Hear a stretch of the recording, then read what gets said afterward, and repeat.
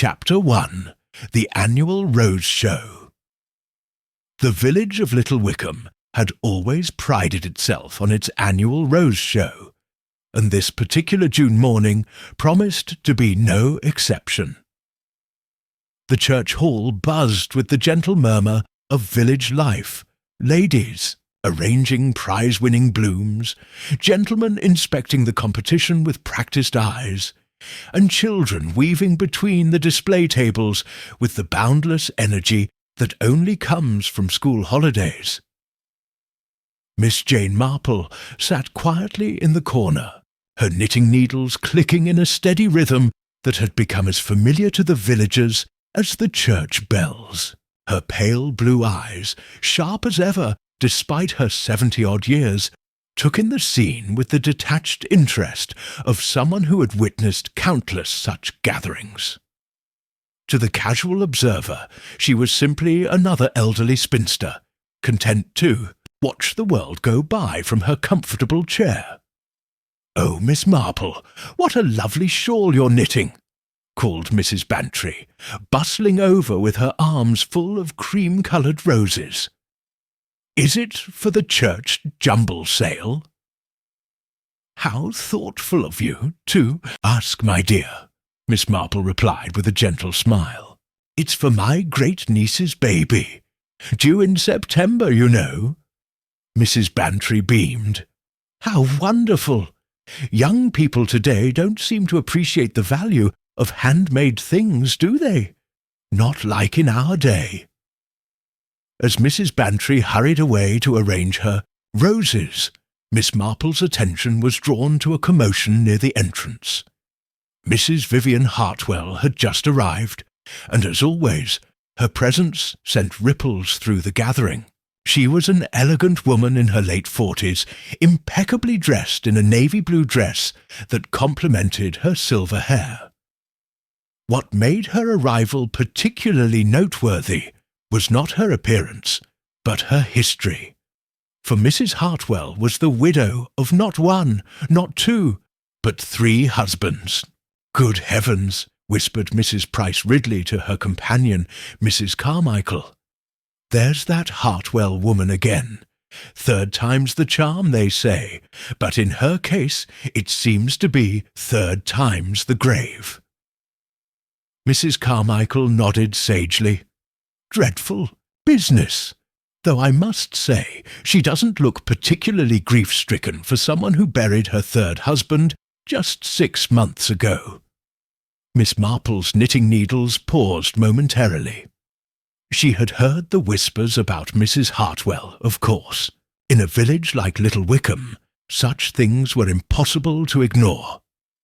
Henry Hartwell, her most recent husband, had died quite suddenly of what the doctor had termed a heart attack. The previous 2 husbands had also met untimely ends. One from a fall down the stairs, another from food poisoning. Mrs. Hartwell moved gracefully between the displays, her head held high despite the obvious whispers that followed in her wake. She paused at a magnificent arrangement of deep red roses, admiring them with what appeared to be genuine appreciation.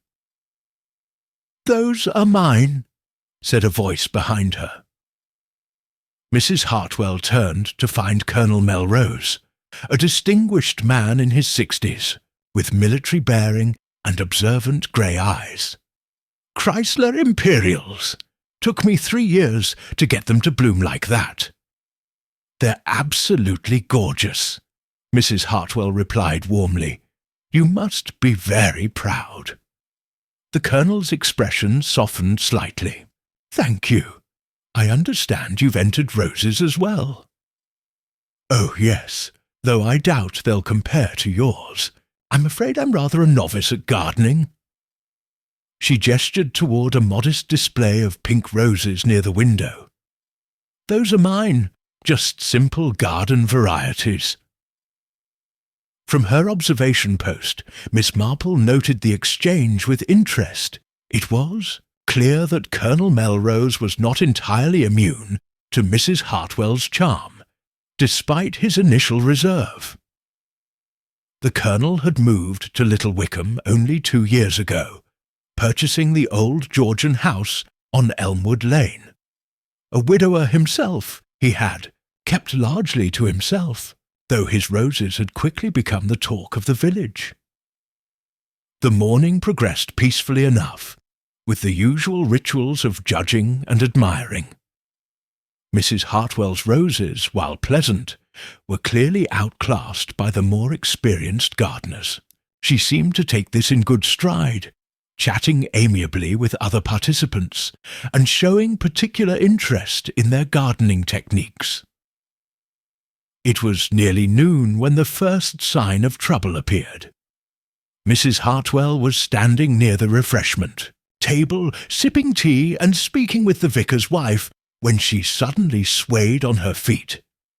Her teacup clattered to the floor, and she pressed her hand to her forehead. "My goodness, are you quite all right?" asked Mrs. Clement, rushing to her side. "I'm afraid I feel rather faint," Mrs. Hartwell murmured. "Perhaps I should sit down for a moment." Several people hurried to assist her to a chair, and someone brought her a glass of water. She looked pale but composed, apologizing repeatedly for causing such a fuss. "It's quite all right, my dear," soothed Mrs. Clement.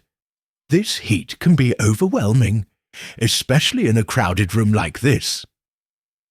Dr. Haydock, who had been examining the roses with professional detachment despite his medical training, appeared at her side. "Let me have a look at you, Mrs. Hartwell. Better safe than sorry." After a brief examination, he pronounced her fit, but suggested she should go home and rest. "Just a touch of the heat, I suspect, but you should take it easy for the rest of the day." Mrs. Hartwell agreed gratefully, though she insisted on staying to see the announcement of the prizes. When the time came, Colonel Melrose's Chrysler Imperials took first place, as expected.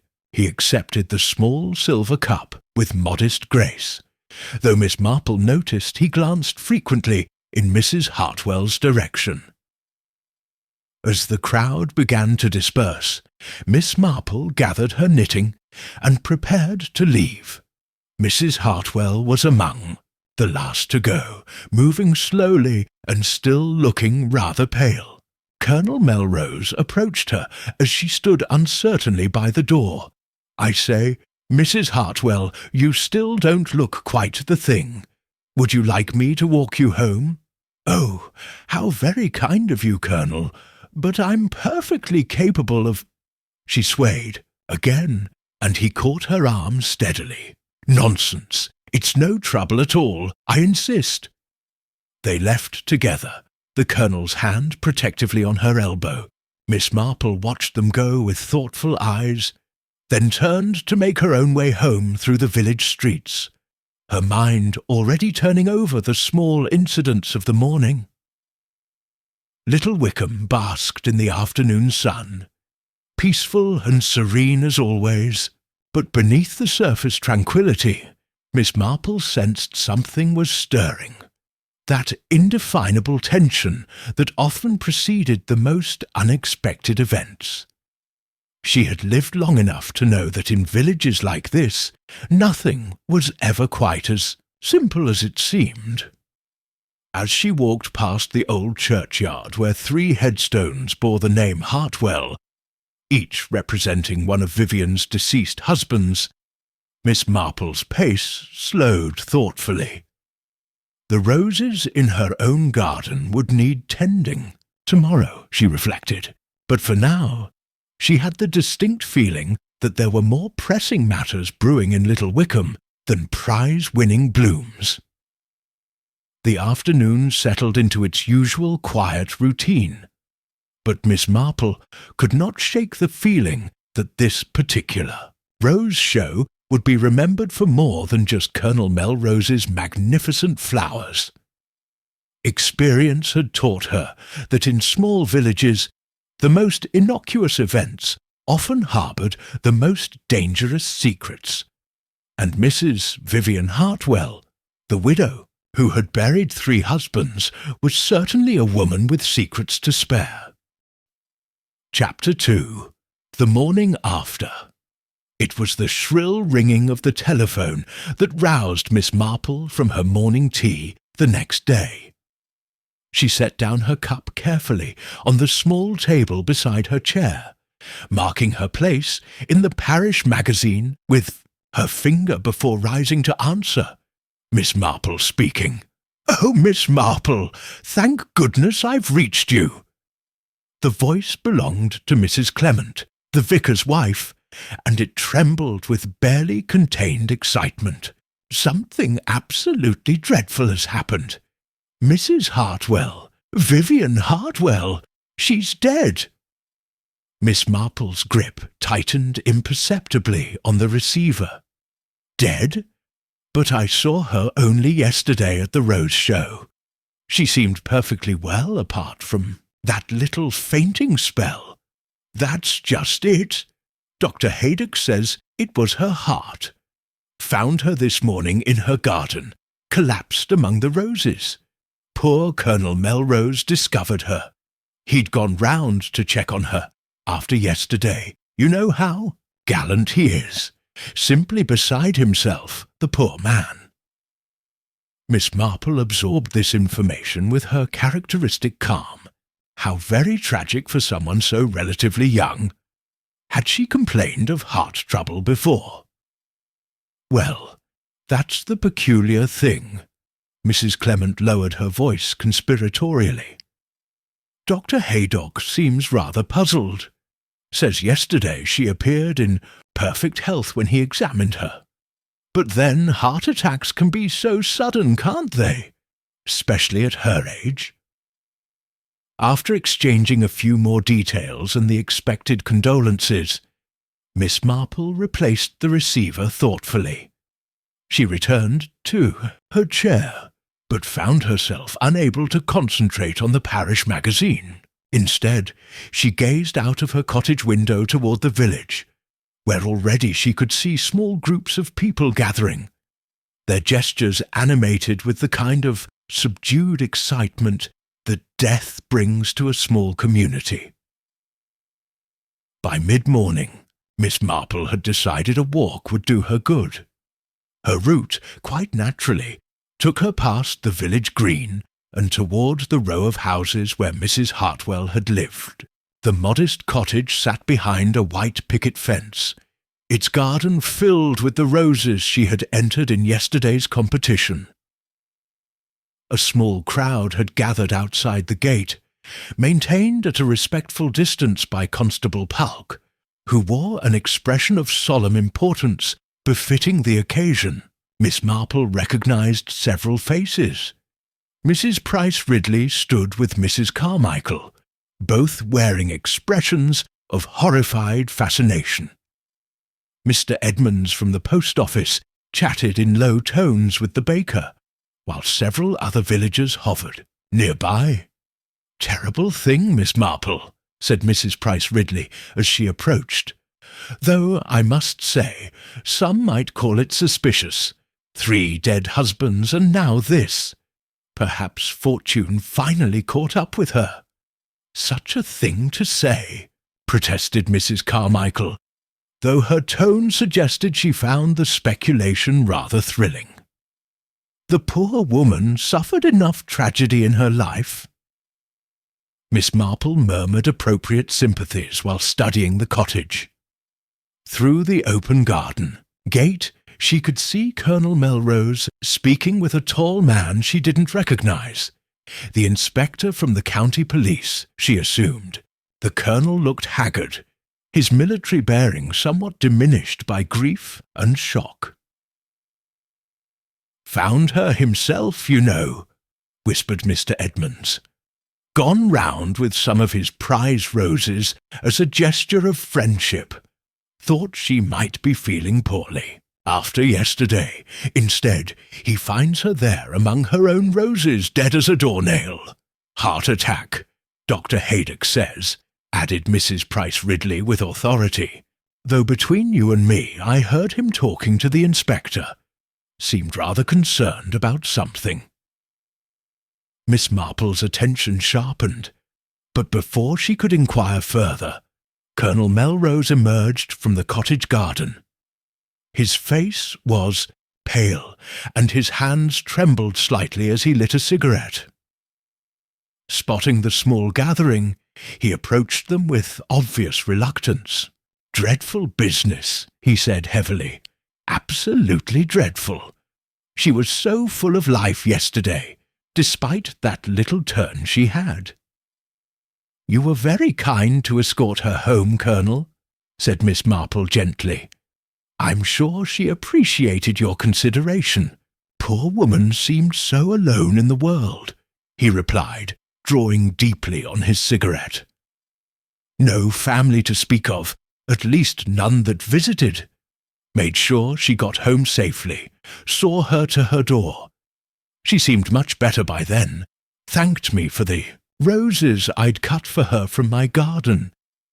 Mrs. Carmichael perked up at this. "How thoughtful of you, Colonel. I'm sure she was delighted with them." She was, seemed genuinely pleased, said she'd put them in water immediately. His expression darkened. "Found her this morning lying right beside them, still in their vase on the garden table where she'd been taking her morning tea." The inspector emerged from the cottage at that moment, a lean man with sharp eyes that took in the gathered villagers with apparent irritation. He spoke briefly with Constable Polk before approaching Colonel Melrose. "If I might have another word, Colonel," he said quietly, though his voice carried to the assembled group. As the two men moved away, the villagers began to disperse, their immediate curiosity somewhat satisfied. Miss Marple remained a moment longer, her attention drawn to something that glittered in the morning sunlight near the cottage gate. Bending slightly as if to adjust her shoe, she retrieved a small object. A button, brass with an anchor design, clearly from a gentleman's blazer. She examined it briefly before slipping it into her handbag. Naval, she thought, noting the anchor. Not the kind of button one typically saw in Little Wickham, where most of the gentlemen favoured tweeds and conservative styling. "Coming along, Miss Marple?" called Mrs. Bantry, who had just arrived and was eager for news. "Of course, my dear." Miss Marple fell into step beside her friend, though her mind remained occupied with the small brass button and its implications. As they walked toward the village centre, Mrs. Bantry chattered animatedly about the morning's events. "Such a shock, really. One day she's at the Rose Show, the next she's dead. Makes you think, doesn't it? Though I must say there was always something rather mysterious about Vivian Hartwell." "Mysterious in what way?" Miss Marple inquired mildly. "Well, all those husbands for one thing, and she never spoke much about her past, did she? Came to Little Wickham about 5 years ago with Henry, after his retirement from the Navy. Never said much about where they'd lived before." Miss Marple's hand moved instinctively to her handbag, where the brass button lay hidden. "The Navy, you say? How interesting. Oh yes, Commander Hartwell he was, though he didn't talk about it much either.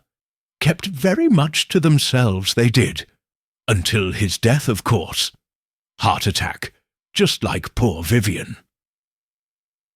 They paused at the corner where their paths diverged. Mrs. Bantry hurried away, eager to spread the latest news to anyone who hadn't yet heard. Miss Marple continued home at a more leisurely pace, her mind turning over the morning's revelations. The brass button felt warm in her handbag, a small but potentially significant clue in what others saw as a simple case of natural death. Miss Marple had learned long ago to pay attention to such details, especially when they appeared where they shouldn't be. As she reached her garden gate, she noticed Dr. Haydock's car pulling up outside his surgery.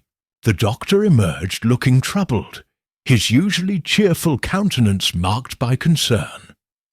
Miss Marple made a mental note to pay him a social call later in the day.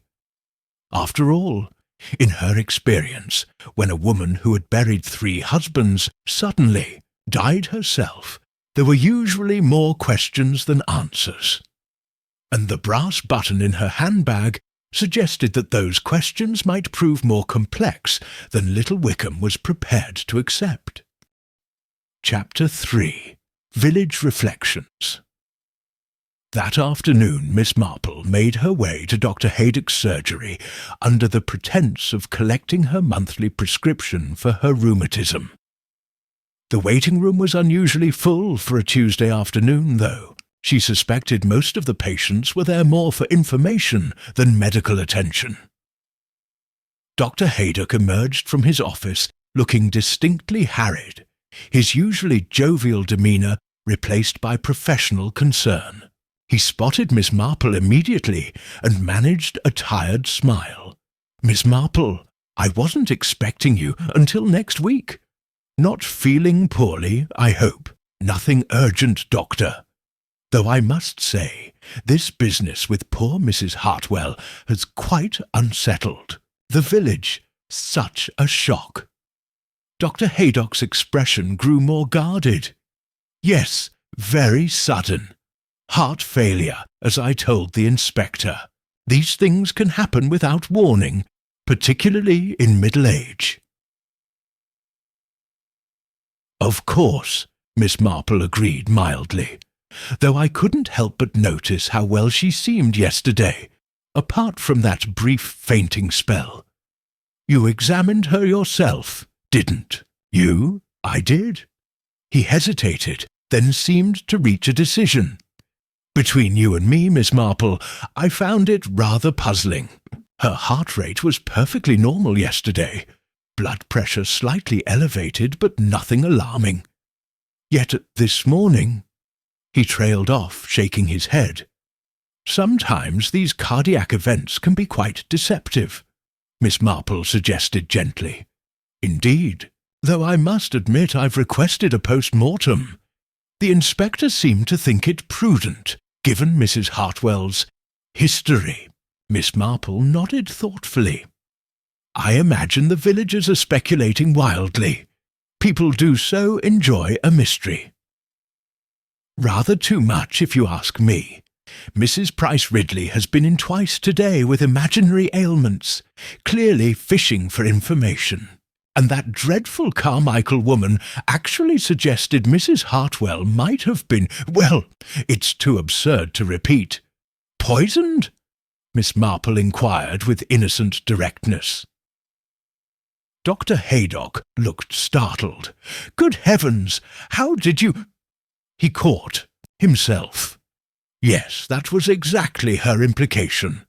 Utter nonsense, of course, though I suppose with 3 deceased husbands some gossip is inevitable. After securing her prescription and exchanging a few more pleasantries, Miss Marple left the surgery deep in thought. Dr. Haydock's obvious discomfort suggested his professional instincts were at odds with his official diagnosis.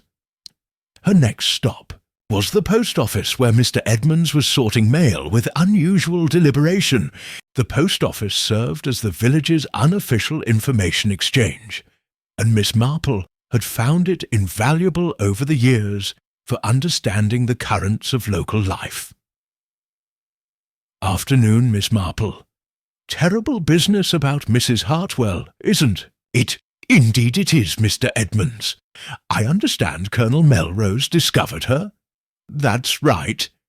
Came in around 8:30 this morning, white as a sheet, could barely speak. Had to call Dr. Haydock myself.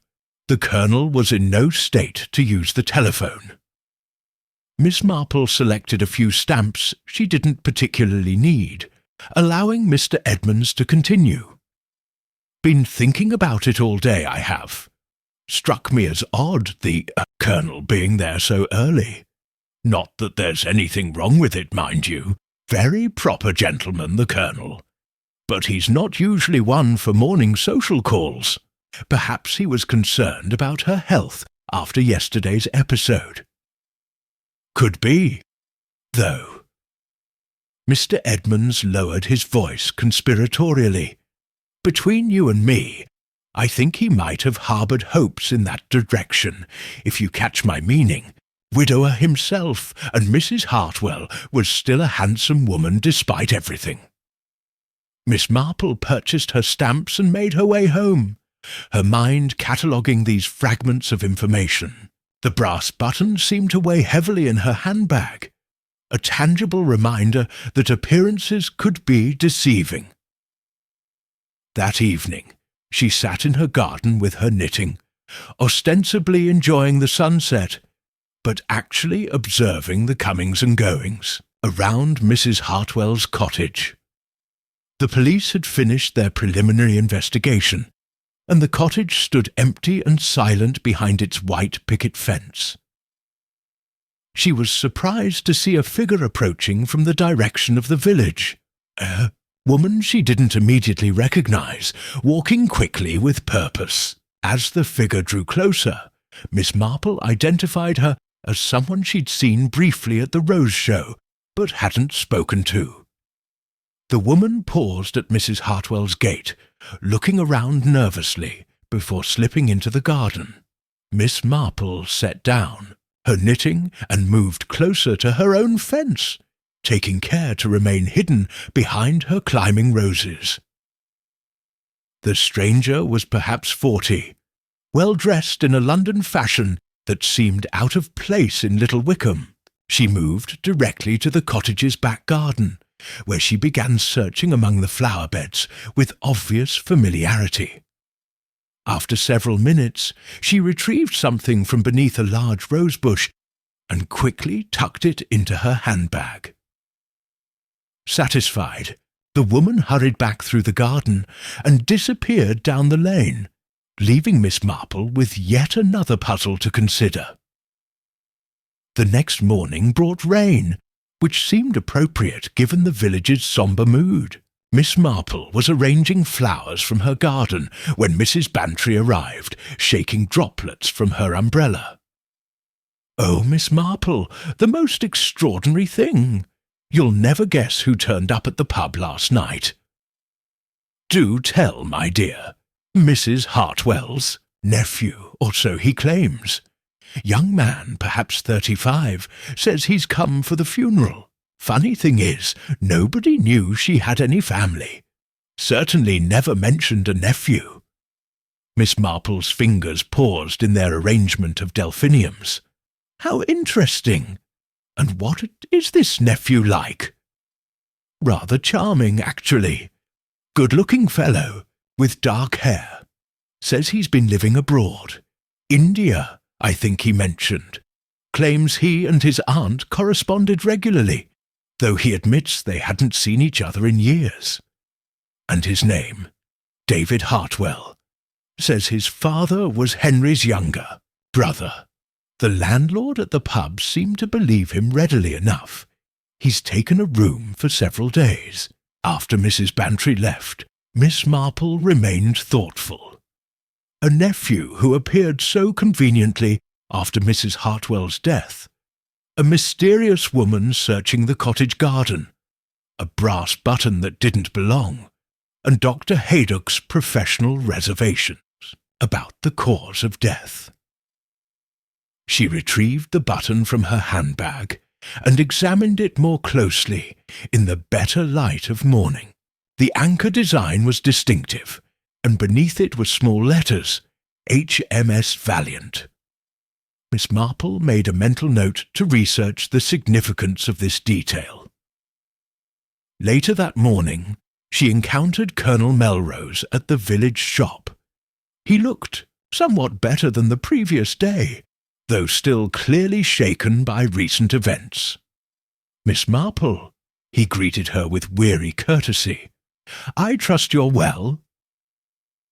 Quite well. Thank you, Colonel.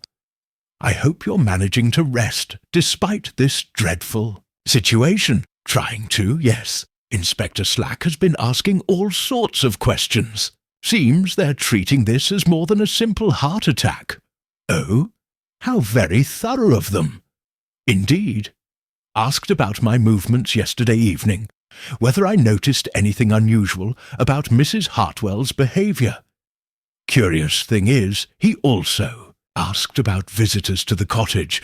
Apparently someone saw someone leaving the garden last night. Miss Marple maintained her expression of polite interest.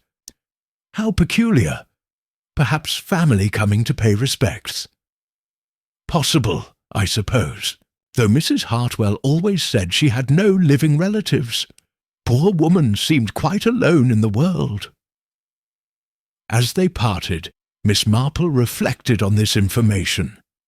If the police knew about last night's mysterious visitor, they were being more thorough than she'd initially assumed.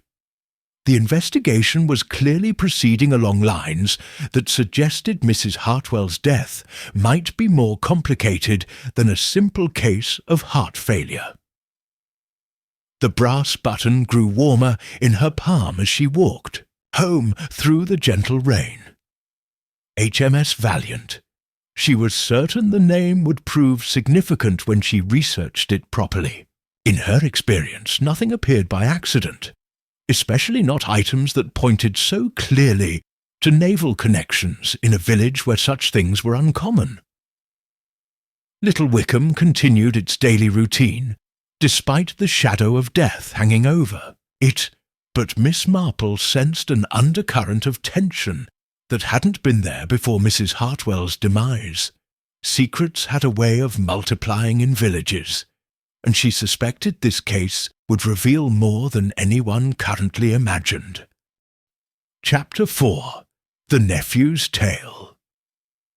The morning of the post-mortem results brought an unusual number of villagers to the post office, all finding urgent reasons to collect mail or purchase stamps. Miss Marple arrived to find David Hartwell deep in conversation with Mr. Edmonds, the supposed nephew, having evidently charmed his way into the postmaster's confidence. Ah, terrible shock, of course, David was saying as Miss Marple approached. Aunt Vivian and I corresponded regularly, though I hadn't seen her for nearly 10 years. Army service, you understand, then work in India. He was indeed an attractive man, Miss Marple observed, with the kind of easy confidence that came from good breeding or careful cultivation. His clothing spoke of London tailors, and there was something about his manner that suggested he was accustomed to making favourable impressions. Miss Marple, Mr. Edmonds called out. I was just introducing Mr. David Hartwell, Mrs. Hartwell's nephew, come for the funeral. How do you do? Miss Marple said pleasantly, extending her hand. I'm so sorry for your loss. Your aunt seemed a lovely woman, though we didn't know each other well. David's handshake was firm, his smile appropriately solemn. Thank you, Miss Marple. Yes, Aunt Vivian had a difficult life after Uncle Henry's death. She wrote to me often about how welcome the village had made her feel. How thoughtful of her to stay in touch, Miss Marple replied. I'm sure your letters were a great comfort to her. Something flickered in David's eyes, too quickly to identify, but enough to sharpen Miss Marple's attention. Yes, well, family is important, isn't it? Even when separated by distance. Dr. Haydock chose that moment to enter the post office, looking grim. The conversation died as all eyes turned to him. Dr. Haydock, David stepped forward. I understand. You were treating my aunt. I'm David Hartwell, her nephew. The doctor studied him carefully. I see. I wasn't aware Mrs. Hartwell had any family. We corresponded, though I've been abroad for many years. I trust she didn't suffer." "She would have felt very little," Dr. Haydock replied diplomatically. "If you'll excuse me, I need to speak with Inspector Slack." After the doctor left, David turned back to the small group. "I suppose there are formalities to be arranged. The funeral, settling her affairs. I understand she left no will." Mr. Edmonds looked uncomfortable. "Well now, I wouldn't know about such things. That would be a matter for the solicitor, wouldn't it?" Miss Marple lingered after purchasing her stamps, managing to walk out with David Hartwell. As they strolled past the village green, she decided to probe gently. "Had you visited Little Wickham before, Mr. Hartwell? Your aunt lived here for several years." "Unfortunately, no. My work kept me abroad, and by the time I returned to England, Uncle Henry had already passed. I kept meaning to visit, but—" He spread his hands helplessly. "One always thinks there will be more time." "Of course, and your aunt's previous husbands, did you know them as well?" Again, that almost imperceptible hesitation. "I knew of them naturally. Aunt Vivian had great capacity for love, despite her losses. They parted at the vicarage, where David claimed an appointment to discuss funeral arrangements." Miss Marple continued home, mulling over their conversation. There was something rehearsed about his responses, as if he'd prepared answers for expected questions. That afternoon brought an unexpected visitor to Miss Marple's cottage. The woman from the mysterious night search stood at her door, looking considerably more nervous in daylight than she had in darkness. "Miss Marple? I'm Sarah Williams. I believe I need to speak with someone, and your name was suggested to me. Please, come in." Miss Marple led her to the sitting room, noting the woman's obvious distress. "Would you care for some tea?" "Thank you, yes." Sarah Williams perched on the edge of the sofa, her handbag clutched tightly in her lap. "I understand. You're known for your discretion in matters of local concern." Miss Marple busied herself with the tea service, allowing the silence to encourage confession. "I was Vivian Hartwell's friend," Sarah finally said. "Her close friend. We knew each other before she came to Little Wickham." "Indeed? How pleasant that you maintained the friendship despite the distance. I visited her regularly, though quietly. Vivian preferred privacy about her past relationships.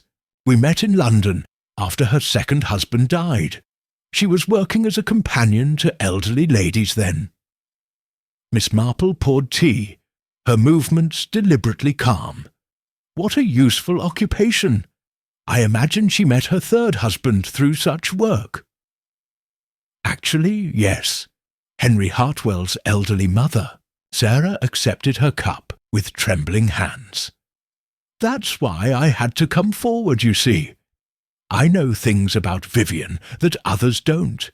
Things that might matter now that she'd gone." "What sort of things, my dear?" Sarah Williams took a deep breath. Vivian was being blackmailed. The teacup didn't rattle as Miss Marple set it down, though the information sent a shock through her. Blackmailed? How dreadful! Over what matter? Her first husband's death. There were questions about the circumstances that were never properly resolved. Someone had evidence that could have destroyed her reputation entirely. And you know, this because I was helping her pay. The demands had increased recently, become quite unreasonable. Vivian was desperate. Miss Marple leaned forward slightly. Had she considered going to the police? She couldn't risk it. You see, was some truth to the accusations. Not that she murdered anyone, Sarah added quickly, but there were circumstances around her first husband's death that she'd not been entirely honest about at the time. And the blackmailer, that's what I retrieved from her garden the other night. Letters, evidence. I couldn't let them fall into the wrong hands. Vivian had hidden them there for safety. Miss Marple absorbed this revelation calmly. Do you have any idea who was blackmailing her? Someone with a connection to her past. The letters were always typed, unsigned, but recently they'd mentioned specific details that only certain people could have known. Had she confided her fears to anyone else? Colonel Melrose, perhaps? Sarah shook her head. Vivian would never have involved him. She was growing fond of the Colonel, and the last thing she wanted was for him to learn about her past troubles. As Sarah Williams prepared to leave, having extracted a promise of discretion from Miss Marple, she paused at the door. There's one more thing. That nephew of hers, David Hartwell. I've never heard Vivian mention him. Not once in all our years of friendship. And she spoke often of Henry's family, what little there was of it. After her visitor departed, Miss Marple sat quietly in her garden processing these revelations. Blackmail provided a clear motive for murder, but it also opened up several troubling possibilities. If Vivian Hartwell was being blackmailed about her first husband's death, and now she too was dead, the pattern suggested something far more complex than a simple heart attack. The brass button lay on her garden table, catching the late afternoon sun. HMS Valiant. She made a decision to visit the library tomorrow to research the ship's history. In Miss Marple's experience, every detail mattered, especially those that seemed to point in unexpected directions. The village around her continued its peaceful routine, but she knew that beneath the surface, currents of old secrets and current deceptions were swirling, and somewhere among the familiar faces of Little Wickham walked a killer who had successfully eliminated the widow who had buried 3 husbands. Chapter 5. Hidden Connections. The next morning found Miss Marple at the county library in the nearby market town, a stack of naval records and newspapers spread before her. Her research into HMS Valiant had proved more illuminating than she'd anticipated. The ship had been decommissioned 15 years ago, but during its final years of service, it had been stationed at Portsmouth. More interestingly, she'd discovered a newspaper clipping from 10 years prior. HMS Valiant Scandal. Naval officer dies in suspicious circumstances. The article, though brief, painted a troubling picture. Lieutenant Commander James Williams had been found dead in his cabin, initially ruled suicide, but later questioned due to irregularities in the investigation. The case had been quietly buried, the ship decommissioned shortly after. Williams, the surname struck Miss Marple as significant, given her recent visitor's name. Walking back through Little Wickham, Miss Marple noticed unusual activity around the police station. Inspector Slack's car was parked outside, and she could see several people through the windows, including Dr. Haydock's distinctive profile. She was contemplating whether to linger when Colonel Melrose appeared beside her. Miss Marple, I was hoping to speak with you. He looked haggard, his usual military bearing replaced by obvious anxiety. You're known for your insight into these matters.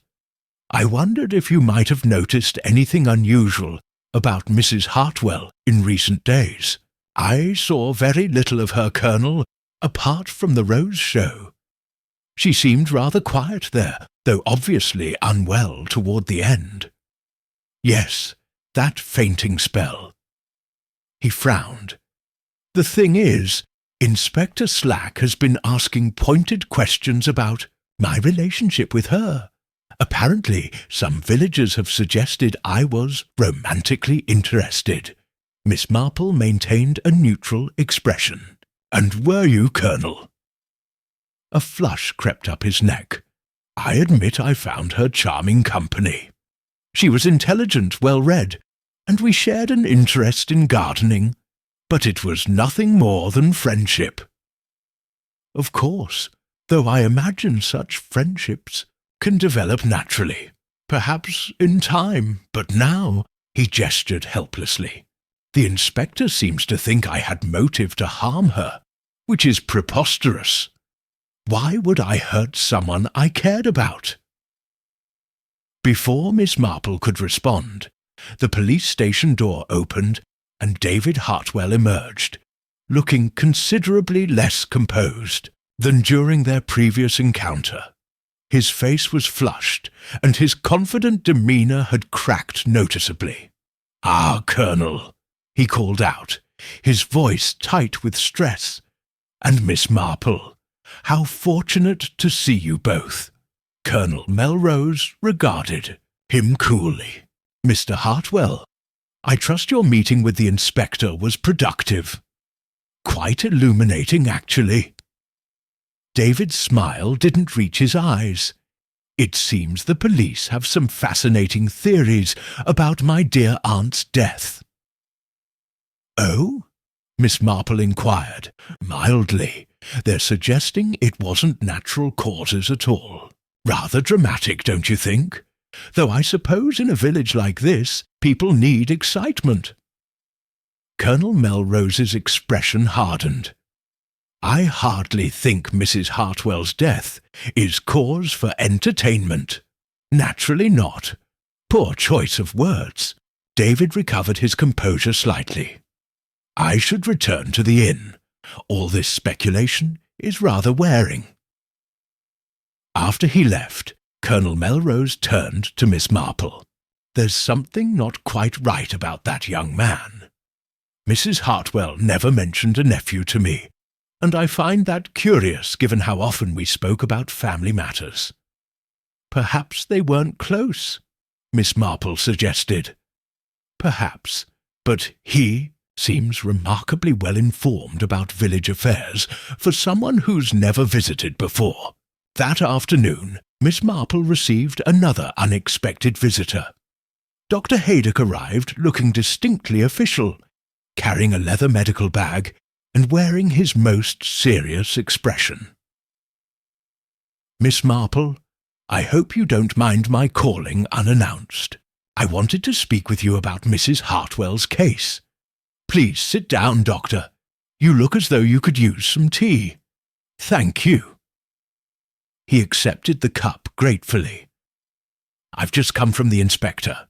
The post-mortem results are troubling." Miss Marple waited patiently for him to continue. "Mrs. Hartwell didn't die of a heart attack," he said finally. "She was poisoned. Digitalis, to be specific. A large dose. Digitalis, isn't that found in foxgloves?" "Exactly. Easy enough to obtain and prepare if one knows what they're doing. The symptoms can mimic cardiac arrest, which is why I initially diagnosed heart failure."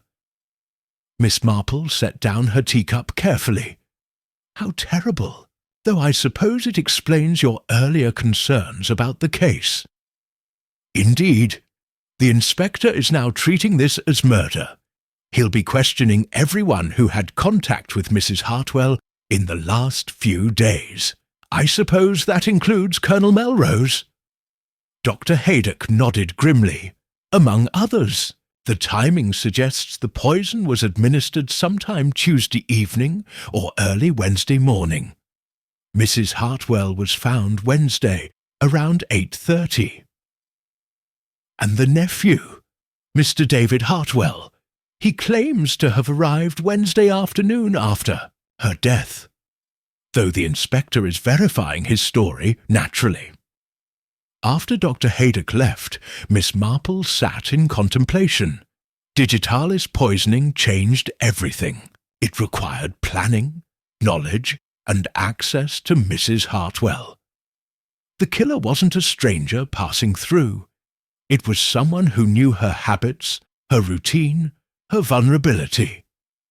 She thought about Sarah Williams and the blackmail letters. Had Mrs. Hartwell confronted her blackmailer? Or had the blackmailer decided to silence her permanently?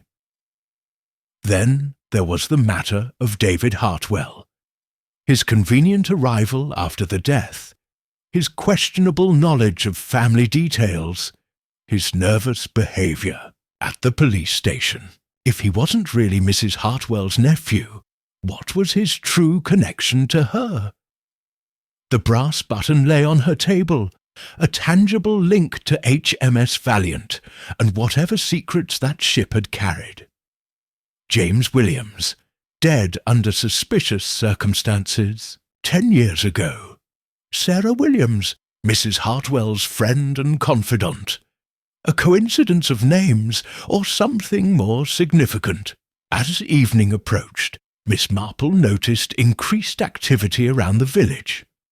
Police cars moved through the streets, and she observed through her window as Inspector Slack visited several houses, including Colonel Melrose's cottage and the inn where David Hartwell was staying. She was preparing for bed when she heard a soft knock at her door. Opening it cautiously, she found Sarah Williams standing on her doorstep, looking considerably more agitated than during their previous meeting. "Miss Marple, I'm sorry to disturb you so late, but I had to come. The police, they've been to see me. They know about the blackmail. Please, come in. You look quite distressed." Sarah entered, wrapping her coat tightly around herself. "They searched my room at the hotel, found the letters I took from Vivian's garden." "I see. And what did the letters reveal?" "More than I'd realized." Sarah's voice dropped to a whisper. The blackmailer wasn't just threatening to expose the circumstances of her first husband's death. They knew about the second husband too, and the third. Miss Marple felt a chill run down her spine. All 3 husbands! The letters suggested that Vivian hadn't simply been unlucky in love. They implied she'd been deliberately choosing vulnerable men. Wealthy widowers with heart conditions, men who wouldn't be missed too much if they died suddenly. "And you believe this?" Sarah's eyes filled with tears. "I don't know what to believe anymore. Vivian was my friend, but these letters, they contained details that only someone very close to her could have known. Someone who'd been watching her for years." As Sarah left, promising to cooperate fully with the police investigation, Miss Marple reflected on this latest revelation. If the blackmailer's accusations were true, Mrs. Hartwell hadn't been a victim of bad luck. She'd been a predator who deliberately targeted and murdered 3 husbands. But now she was dead, and someone had used the same method, poison, to end her life. Poetic justice, or something far more complex? The answer, Miss Marple suspected, lay in understanding the connections between past and present, between HMS Valiant and Little Wickham, between James Williams and Sarah Williams, between a widow who'd buried 3 husbands and the person who had finally buried her. Chapter 6. The Web of Deception. Miss Marple woke the next morning to find Little Wickham buzzing with barely contained excitement. Word had leaked that Mrs. Hartwell had been murdered, and the village was alive with speculation and gossip. She could see small groups gathered at the post office, outside the baker's shop, and near the church, all engaged in animated discussion. Her morning walk took her past the vicarage, where she encountered Mrs. Clement hanging washing on the line, with unusual vigour. "Such terrible news, Miss Marple. To think we had a murderer among us all this time. The inspector has been questioning everyone, you know. Even poor Mr. Clement had to account for his movements Tuesday evening." "How very thorough of the inspector," Miss Marple observed. "I suppose anyone who knew Mrs. Hartwell is being questioned." "Oh, yes, though some more than others. That supposed nephew of hers was at the station for hours yesterday, and Colonel Torshund Melrose has been asked to remain available for further questioning." Miss Marple continued her walk, noting the subtle changes in the village's atmosphere. Neighbours eyed each other with newfound suspicion, and conversation ceased when strangers approached. Little Wickham had lost its innocence. At the post office, she found Mr. Edmonds in a state of high agitation. "Miss Marple, the most extraordinary thing. That David Hartwell. I've been thinking about him since yesterday, and something struck me as odd." "Oh, in what way, Mr. Edmonds?" "Well, he knew which cottage was Mrs. Hartwell's without being told. Walked straight there when he arrived in the village. Said he'd never visited before. But how could he have known which house was hers?" Miss Marple filed this observation away. "Perhaps someone at the inn directed him. Could be, but Tom Jenkins at the pub says the man didn't ask directions. Just said he knew where his aunt lived and off he went." This detail added another layer to David Hartwell's increasingly suspicious story. Miss Marple decided it was time to take a more direct approach. She found him that afternoon at Mrs. Hartwell's cottage, where he was ostensibly sorting through his supposed aunt's belongings under police supervision. Constable Polk stood guard at the gate, looking importantly official. "Good afternoon, Mr. Hartwell," Miss Marple called out pleasantly. "I hope you don't mind my stopping by. I wanted to express my condolences once more." David looked up from the box he was examining, his face carefully composed. "Miss Marple, how kind of you. I imagine this must be difficult, going through someone's personal effects. Did your aunt save letters from family? I always find it touching when people preserve such connections." Something flickered in David's eyes. "Actually, there seemed to be very few personal letters. Aunt Vivian wasn't much for correspondence, it appears." "How odd. Mrs. Bantry mentioned that your aunt had said she corresponded regularly with family abroad. Perhaps the letters are elsewhere. Perhaps." David's hand stilled on the box. "The police have been quite thorough in their search." Miss Marple noticed his careful avoidance of claiming to have seen such letters himself. "I wonder if I might help. I knew your Uncle Henry slightly. We were both interested in naval history. He served on HMS Valiant, didn't he?" David's reaction was immediate and telling. His face went pale, and he knocked over a small vase in his sudden movement.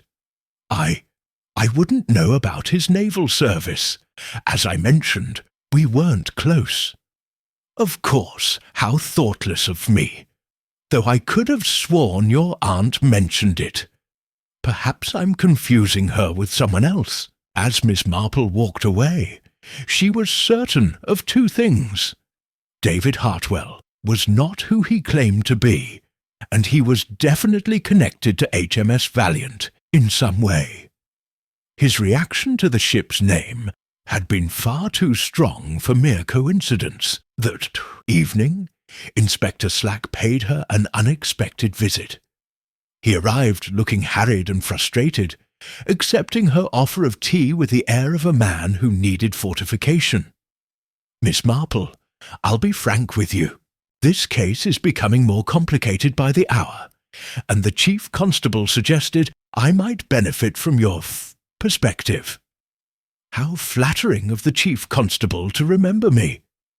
Yes, well, Inspector Slack cleared his throat uncomfortably. We've uncovered some disturbing information about Mrs. Hartwell's past. The blackmail letters suggest she may have been responsible for her husband's deaths. How shocking! Though I suppose it would explain why someone might want her dead. Exactly. But here's the problem. We can't establish solid evidence that any of her husbands were actually murdered. The deaths occurred in different jurisdictions, years apart. Heart failure, accident, food poisoning, all plausible given their ages and health conditions. Miss Marple poured tea thoughtfully. Perhaps the killer believed the accusations, whether they were true or not. That's our thinking. But it raises the question, who was the blackmailer? And are they the same person who killed her? What about the supposed nephew? Inspector Slack leaned forward. That's where things get interesting. We've checked the records. Henry Hartwell had no brother named David. No brother at all, in fact. Then who is he? That's what we're trying to determine. His papers appear genuine, but we suspect they're expertly forged. The man's a mystery. Have you asked him about HMS Valiant? The inspector looked surprised. Should we have? What's the connection? Miss Marple retrieved the brass button from her handbag and placed it on the table. I found this near Mrs. Hartwell's cottage the morning after she died. It's from HMS Valiant, the ship her husband served on. Inspector Slack examined the button carefully. Interesting. We'll certainly follow up on this. You might want to research a Lieutenant Commander James Williams, who died in suspicious circumstances aboard that ship 10 years ago. James Williams? The inspector made a note. Any relation to the Sarah Williams who's been helping us? That's what I wondered. After Inspector Slack left, Miss Marple sat in her garden as the sun set, pieces of the puzzle arranging themselves in her mind. Sarah Williams had been very specific about her friendship with Mrs. Hartwell beginning after her second husband's death. But what if their connection went back further? What if James Williams had been Sarah's relative? Brother, perhaps, or husband? The blackmail letters suggested someone with intimate knowledge of Mrs. Hartwell's affairs spanning many years. Someone who had watched her, documented her actions, built a case against her. Someone with a personal motive for revenge. A soft knock at her door interrupted her thoughts. She found Sarah Williams on her doorstep once again. But this time the woman's demeanour was markedly different. Gone was the nervous uncertainty, replaced by a calm determination that was somehow more unsettling. Miss Marple, may I come in? Think it's time I told you the truth. Please do come in. I was just having some evening tea. Sarah settled herself on the sofa with an air of resolution. I lied to you before, about how I met Vivian, about our friendship. The truth is far more complicated. Miss Marple waited patiently. James Williams was my brother. He was a good man, an honest officer, and Vivian Hartwell destroyed him. I see. She was married to her first husband then, a wealthy man with a weak heart. James discovered she was feeding him foxglove tea, small doses that mimicked his heart, medication but were slowly poisoning him.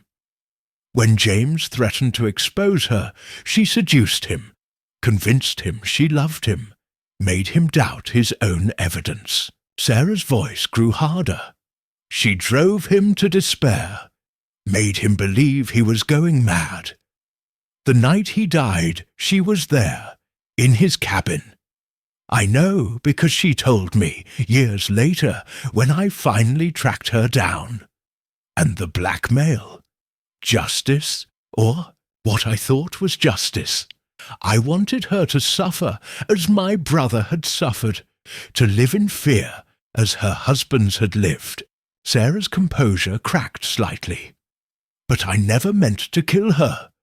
When I found her dead, I panicked, took the letters because I couldn't let anyone know what I'd been doing. Miss Marple studied the woman before her. But someone else knew about the blackmail. Someone who decided to take more direct action. Sarah nodded slowly. I think Vivian had discovered who I really was. She'd been avoiding me recently, seemed frightened. I think she'd worked out the connection to James and realized why I'd really befriended her. And this David Hartwell, do you know who he really is? I have suspicions, but I think you should ask him about HMS Valiant yourself. Ask him what really happened to James Williams. Ask him why he's here now, just after Vivian's death. Sarah left. Miss Marple reflected on how the truth was finally beginning to emerge. But she suspected there were still more revelations to come before the full picture became clear. Chapter 7. The Colonel's Confession. The following morning brought unexpected drama to Little Wickham.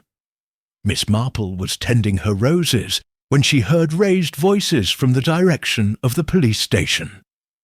Through her cottage window, she could see a small crowd gathering, and the unmistakable figure of Colonel Melrose striding purposefully toward the building. By the time she reached the scene, the Colonel had already entered the station. Mrs. Bantry hurried over, her face flushed with excitement. Oh, Miss Marple, the most extraordinary thing! Colonel Melrose just marched into the police station and announced he wanted to make a confession. A confession? How very unexpected. That's what everyone's saying. Tom Jenkins from the pub was coming out of the station, had been questioned again about that David Hartwell, and he heard the Colonel telling Constable Polk he had something important to tell Inspector Slack. Miss Marple frowned thoughtfully. This development didn't align with her growing understanding of the case. Colonel Melrose had seemed genuinely grief-stricken by Mrs. Hartwell's death, and his military bearing suggested a man of integrity rather than deception. Did anyone see what prompted this sudden decision? Well, that's the odd thing. David Hartwell was at the inn this morning, having quite an animated discussion with someone on the telephone. Raised his voice enough that half the dining room could hear him. Something about time running out and needing to finish what he'd started. This information added another piece to the puzzle. Miss Marple excused herself and walked slowly home, her mind working through the implications. If Colonel Melrose was confessing, it was likely either false heroics or he'd discovered something that made him believe he was somehow responsible. An hour later, Dr. Haydock appeared at her door, looking deeply concerned. Miss Marple, I've just come from the station. The Colonel has confessed to poisoning Mrs. Hartwell. And do you believe him? Not for a moment. I've known Robert Melrose for 2 years now, and he's one of the most honourable men I've met. But he insists he did it, claims he gave her the digitalis in a cup of tea Tuesday evening. Miss Marple invited him in, noting the doctor's obvious distress. What exactly did he say? That he'd been growing foxgloves in his garden for years, knew about their medicinal properties from his army medical training, claims he prepared a tea from the leaves and gave it to Mrs. Hartwell when he escorted her home from the Rose Show. And Inspector Slack believes this. He's sceptical, thankfully. For one thing, the timing doesn't work. Mrs. Hartwell was seen, alive and well, Wednesday morning by her neighbour. If she'd been given a fatal dose Tuesday evening, she would have died much sooner. Miss Marple considered this. Has anyone asked the Colonel why he would want to harm Mrs. Hartwell? That's where his story falls apart completely. He claims he discovered she'd murdered her previous husbands and felt it was his duty to stop her. But when pressed for evidence, he can't provide any. Someone must have told him about the blackmail, accusations. Exactly what I thought. The question is who and why the Colonel would feel compelled to take the blame. After Dr. Haydock left, Miss Marple decided it was time for a more direct approach. She walked to Mrs. Hartwell's cottage, where she found David Hartwell once again sorting through belongings, though with considerably more agitation than before. "Mr. Hartwell," she called out pleasantly, "I hear there's been some excitement this morning." He looked up, his face pale and drawn. "If you mean Colonel Melrose's ridiculous confession, yes. The man's clearly delusional." "You don't believe he killed Mrs. Hartwell?" "Of course not. Colonel Melrose is—" He stopped himself. Seems to realize he was about to reveal more than he intended.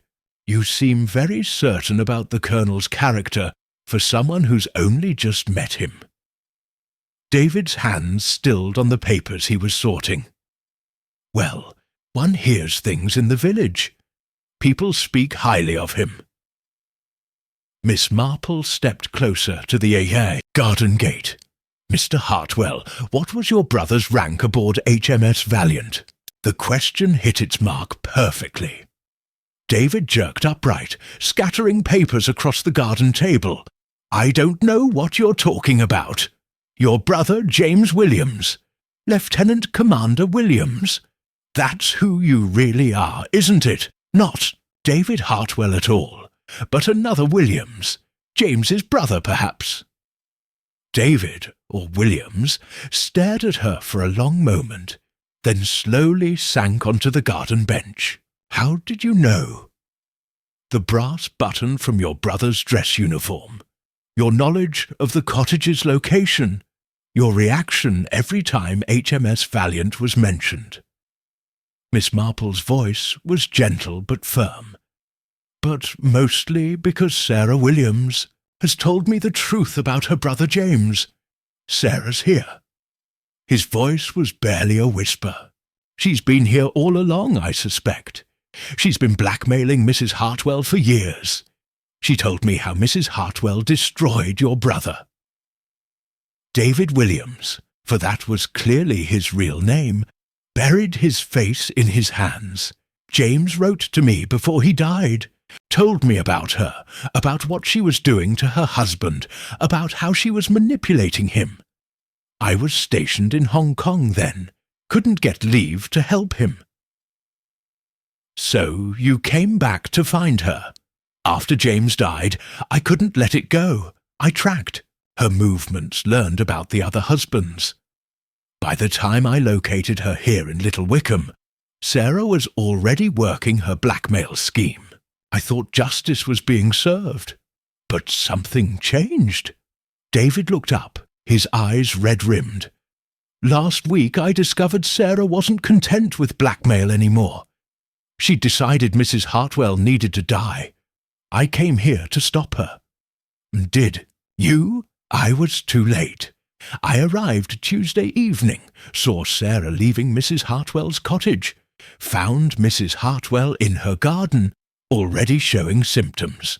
I tried to help her, called Dr. Haydock anonymously from the call box, but she was beyond saving. Miss Marple absorbed this information carefully. Why didn't you tell the police immediately? Because I thought Sarah would be caught.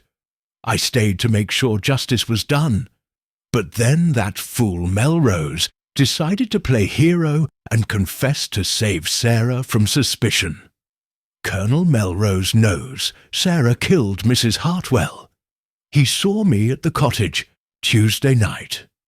Wednesday morning, when Mrs. Hartwell was found dead, he put together that I must have been involved somehow. I had to tell him the truth to stop him from going to the police about me, but somehow he's twisted it into believing he should protect Sarah. Miss Marple considered the complex web of loyalties and deceptions. Colonel Melrose is in love with Sarah Williams. David nodded miserably. She's been cultivating his attention since she arrived in Little Wickham, made him believe she was just a lonely woman who'd befriended Mrs. Hartwell. When he learned the truth about the blackmail, he was already too emotionally invested to see her as a killer.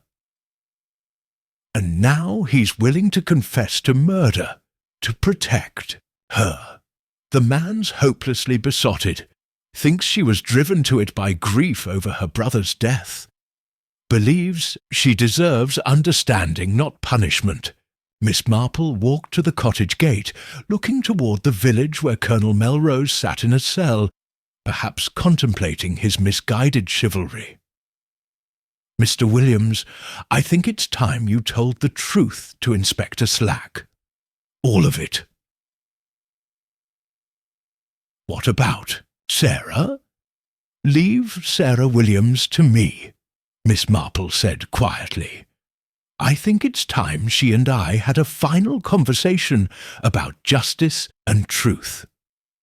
As David Williams gathered the scattered papers, preparing to walk to the police station, Miss Marple reflected on how complicated the pursuit of justice could become when filtered through human emotions. Love, loyalty, grief, and revenge had created a web of deception that threatened to see an innocent man punished for another's crime. But she wasn't finished yet. There were still questions that needed answering, and one more conversation that needed to happen before the truth could finally emerge. The brass button in her pocket seemed heavier now, weighted with the knowledge of what it represented. Not just a clue, but a symbol of how the past never truly stayed buried, especially when it involved the death of a good man. The village of Little Wickham would have its answers soon, but Miss Marple suspected the truth would prove more complex and tragic than anyone anticipated. Chapter 8. The Final Confrontation. Miss Marple found Sarah Williams exactly where she expected to, sitting by the village pond, feeding bread to the ducks with the serene composure of someone who believed herself beyond suspicion. The afternoon sun cast dappled shadows through the willows, creating an almost idyllic scene that belied the gravity of what was about to unfold. "Miss Williams," Miss Marple called softly as she approached. "What a lovely afternoon for reflection." Sarah looked up, and for just a moment Miss Marple caught a glimpse of something cold and calculating behind the pleasant facade. Then the mask slipped back into place. "Miss Marple, how nice to see you. Yes, I find the pond very peaceful. A good place to think about recent events. Indeed, though I imagine your thoughts must be rather troubled, given everything that's happened." Sarah's hand stilled on the bag of breadcrumbs. "Troubled? In what way?" Miss Marple settled herself on the bench beside her, moving with deliberate care. "Oh, my dear, I think we've moved beyond the need for pretense, don't you? I've Just spoken with David Williams, or should I say, your fellow conspirator in watching Mrs. Hartwell all these years. The colour drained from Sarah's face, but she maintained her composure. I don't know what you mean. David has told Inspector Slack everything. About his brother James, about your blackmail scheme, about finding you leaving Mrs. Hartwell's cottage Tuesday evening, about how he was too late to save her life. Sarah's facade began to crack. David always was too sentimental. James would have understood what I did. Would he? From what I've learned about James Williams, he was an honourable man who believed in justice through proper channels. I don't think he would have approved of poison any more than he approved of Mrs. Hartwell's methods. You don't understand. Sarah's voice rose, causing the ducks to scatter. She killed 3 good men, destroyed my brother, lived a comfortable life on their money while they rotted in their graves. Where was the justice in that? Miss Marple's voice remained gentle. So you decided to become both judge and executioner. But tell me, when did blackmail stop being enough? When did you decide she had to die? Sarah stood abruptly, pacing to the edge of the pond. She'd worked out who I really was. Last week she confronted me, said she knew about James, knew why I'd befriended her, threatened to go to the police about the blackmail. And you couldn't allow that. I'd spent 10 years building my case against her, documenting her crimes. I wasn't going to let her slip away again. Sarah turned back too, Miss Marple, her eyes bright with unshed tears. Do you know what it's like to watch a killer live free while your brother is branded a suicide? To see her charm her way into another man's affections, knowing she'd probably kill him too? You mean Colonel Melrose? Sarah's expression hardened. He's a good man, too good for this world. I couldn't let her destroy him like she destroyed James. Miss Marple studied the younger woman carefully. But you were prepared to let him take the blame for your crime. He confessed of his own accord. I never asked him to. Didn't you? You've been cultivating his affections for months, haven't you? Making him care for you, trust you, when he found David at the cottage and learned the truth about Mrs. Hartwell's death. You played on his feelings to make him believe you were justified in what you'd done. Sarah sank back onto the bench, her defiance crumbling. Robert he's the first good thing in my life since James died. He understood what she'd done to our families, to the other widows she'd left behind. He said someone needed to stop her. So you convinced him that someone should be you. I convinced him that justice had finally been served. And when David started panicking about being discovered, Robert decided to protect me the only way he knew how. Miss Marple nodded slowly. By confessing to a crime he didn't commit. Tell me, how exactly did you poison Mrs. Hartwell?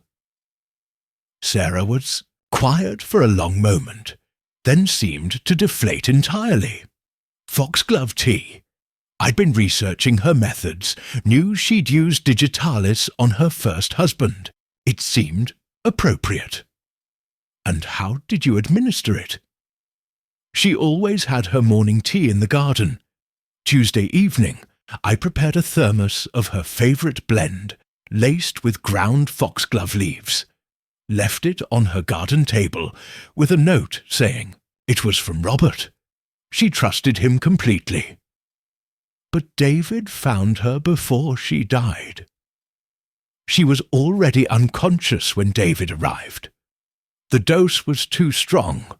I'd intended it to look like a heart attack, but I miscalculated. David called for help, but it was too late. Miss Marple reached into her handbag and withdrew the brass button. This fell from David's coat that night. Rather careless of him. Sarah stared at the button. He kept one of James's uniforms. Said it helped him remember why we were doing this. And now Colonel Melrose sits in a cell, prepared to hang for your crime while you walk free. I never wanted that. Sarah's composure finally shattered completely. Robert shouldn't suffer for my actions, but what can I do now? If I confess, I'll lose him anyway, and Vivian Hartwell will still be dead. Yes, she will, but at least justice will be properly served. Miss Marple's voice was firm, but not unkind. Mrs. Hartwell may have been guilty of terrible crimes, but that didn't give you the right to become a killer yourself. And it certainly doesn't give you the right to let an innocent man pay for your actions. Sarah buried her face in her hands. I loved my brother so much. She destroyed everything good in him, made him doubt his own sanity. The guilt he felt over not stopping her first husband's murder. It ate away at him until he couldn't live with himself. I understand your grief and anger, truly I do. But James Williams was an officer and a gentleman. He would want you to do the right thing now. For several minutes they sat in silence beside the pond. Then Sarah spoke, her voice barely above a whisper. What happens to Robert if I confess? He'll be released, of course, and perhaps in time he'll come to understand that true love sometimes means accepting someone's flaws and mistakes, not enabling them. Sarah laughed bitterly. You think he could forgive me for this? I think Colonel Melrose is a man of honour, who fell in love with someone he believed shared his values. Whether he can love the real Sarah Williams, the one who chose revenge over justice, that remains to be seen. Sarah stood slowly, straightening her shoulders with visible effort. I suppose I should speak to Inspector Slack. I think that would be wise. Will you walk with me to the station? I don't think I can face this alone. Miss Marple rose and took Sarah's arm gently. Of course, my dear, though I suspect you're stronger than you believe. After all, you've carried this burden alone for 10 years. A few more minutes won't make the difference. As they walked through the village toward the police station, Miss Marple reflected on the tragic chain of events that had brought them to this point. Mrs. Hartwell's crimes had created a circle of hatred and revenge that had claimed yet another life and threatened to destroy several more. But perhaps, with the truth finally emerging, the cycle could be broken. Colonel Melrose would be freed. David Williams could finally lay his brother's ghost to rest, and Sarah Williams could begin to find a different kind of peace.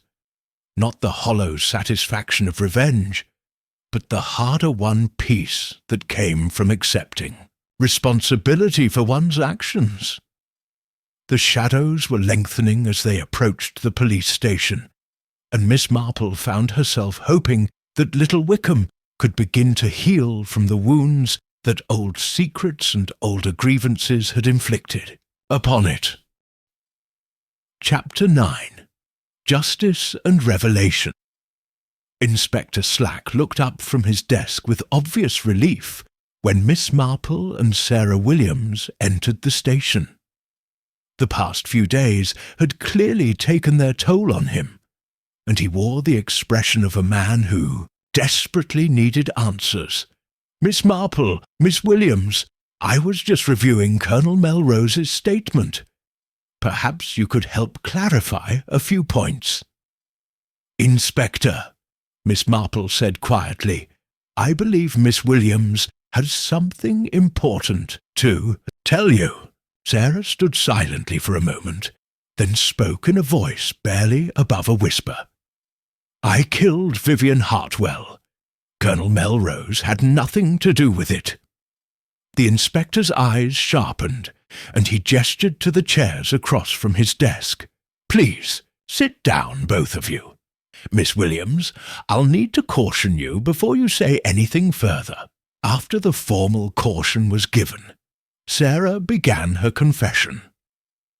Her voice grew stronger as she spoke, as if the act of finally telling the truth was liberating. She detailed everything: the years of blackmail, the discovery of her true identity by Mrs. Hartwell, the decision to poison her, and the method she'd used. Inspector Slack listened intently, occasionally asking clarifying questions. When she finished, he sat back in his chair. And Colonel Melrose knew none of this beforehand? Nothing. He only learned the truth after David Williams told him what he'd witnessed. Robert.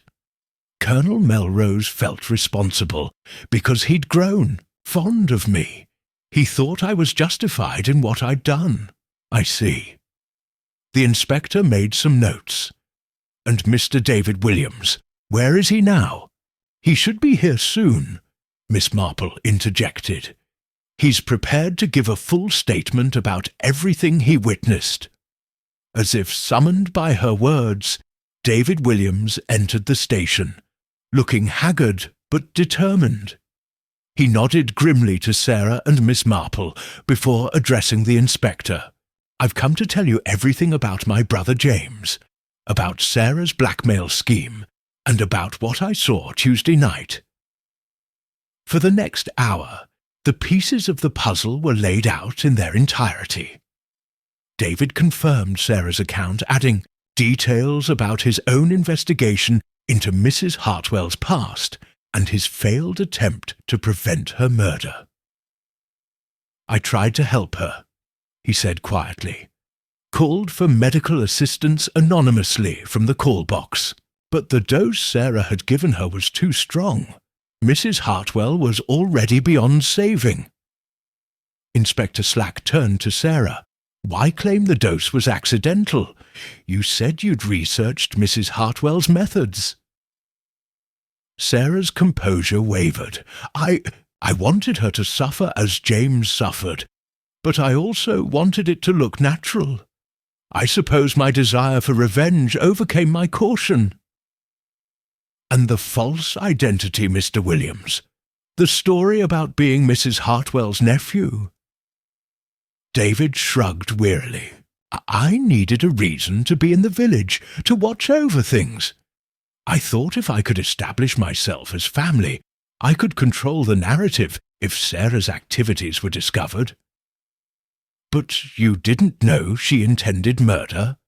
"I suspected she might be planning something more than blackmail. That's why I came. I was too late to save Mrs. Hartwell, but I hoped to keep Sarah from making things worse for herself." Inspector Slack stood up. "Miss Williams, I'm placing you under arrest for the murder of Vivian Hartwell. Mr. Williams, you'll need to remain available for further questioning, but you're free to go for now." As Constable Polk led Sarah away, she turned back to Miss Marple. "Thank you for walking with me. And tell Robert, tell him I'm sorry. For everything." After the formalities were completed and David Williams had left to make arrangements for a solicitor for Sarah, Inspector Slack turned to Miss Marple. "I have to say, you've been invaluable in sorting this out. How did you know to confront Miss Williams when you did?" Miss Marple smiled slightly. "Experience, Inspector. When someone is carrying such a burden of guilt and grief, it often becomes too much to bear alone. Miss Williams needed to confess as much for her own peace of mind as for justice. And now I suppose I need to release Colonel Melrose with suitable apologies." "I think the Colonel will understand your position. He's a military man. He knows how important it is to follow procedure and gather all the facts." Inspector Slack, nodded. Still, this has been a complicated business. Serial killers, blackmail, false identities, misguided gallantry. It's like something out of a novel. Life often is stranger than fiction, Inspector. Though in this case, I suspect the truth will provide some closure for everyone involved. Later that evening, Miss Marple sat in her garden with her knitting, watching the sunset paint the sky in shades of rose and gold. The village was beginning to return to its usual rhythms, though it would be some time before the full impact of recent events faded. Colonel Melrose had been released and had come by to thank her, looking considerably older than his years. The revelation about Sarah had shaken him deeply, but he spoke with the dignity of a man who, while mistaken in his judgment, had acted from honourable motives. I still believe she was driven to it by grief and injustice, he had said quietly. That doesn't excuse what she did, but perhaps it explains it. Miss Marple had agreed that understanding and condemnation were not mutually exclusive, and that Sarah would need both compassion and accountability in the difficult days ahead. Mrs. Bantry appeared at the garden gate, bringing the evening's gossip and a plate of fresh scones. "Such excitement we've had," she said, settling into the chair beside Miss Marple. "Poor Colonel Melrose, though. He looks quite crushed by the whole affair." "He'll recover," Miss Marple replied. "These things take time, but the Colonel is a resilient man. And that's Sarah Williams. To think we all felt sorry for her, grieving for her friend. She seemed such a gentle soul. Grief can change people in unexpected ways, my dear. Sometimes it brings out the best in us, sometimes the worst. Miss Williams lost her way for a time, but I believe she may find it again." As the stars began to appear in the darkening sky, Miss Marple reflected on the complex web of human emotions that had led to tragedy, love, grief, revenge, justice. All had played their parts in the drama that had unfolded in Little Wickham. Mrs. Hartwell was still dead, and that couldn't be undone, but perhaps her death had finally broken the cycle of violence and deception that had begun so many years ago aboard HMS Valiant.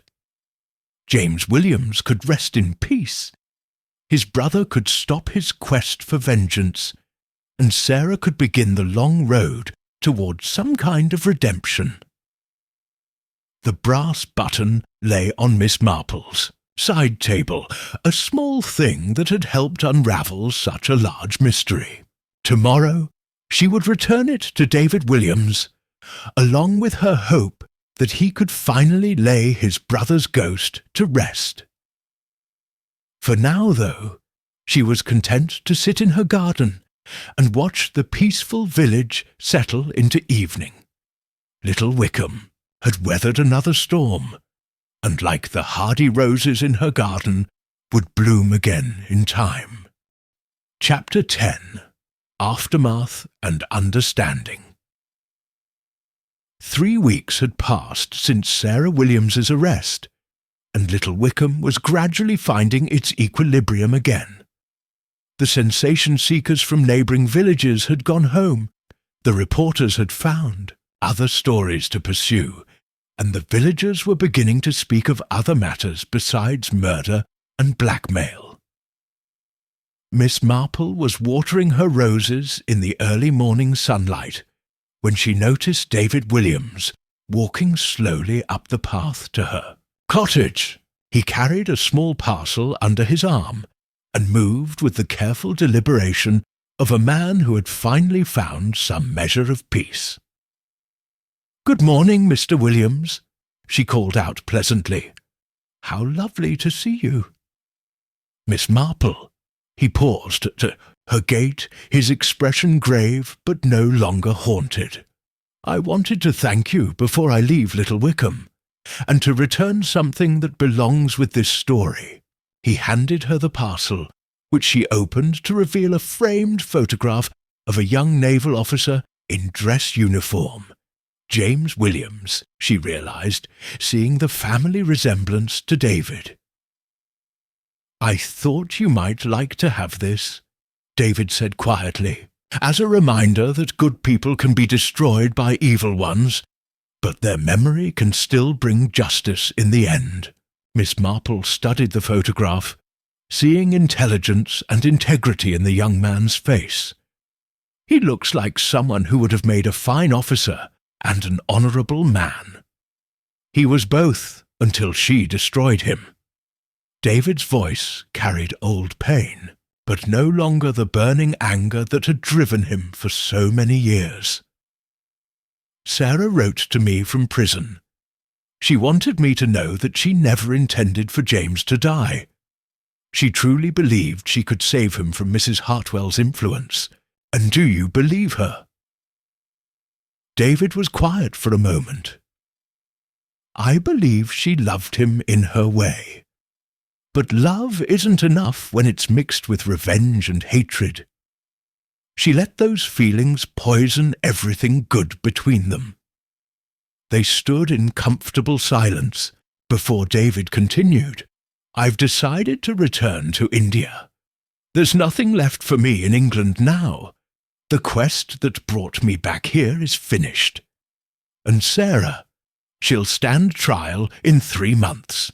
Her solicitor thinks she might receive a lesser sentence due to the circumstances, perhaps 20 years instead of hanging.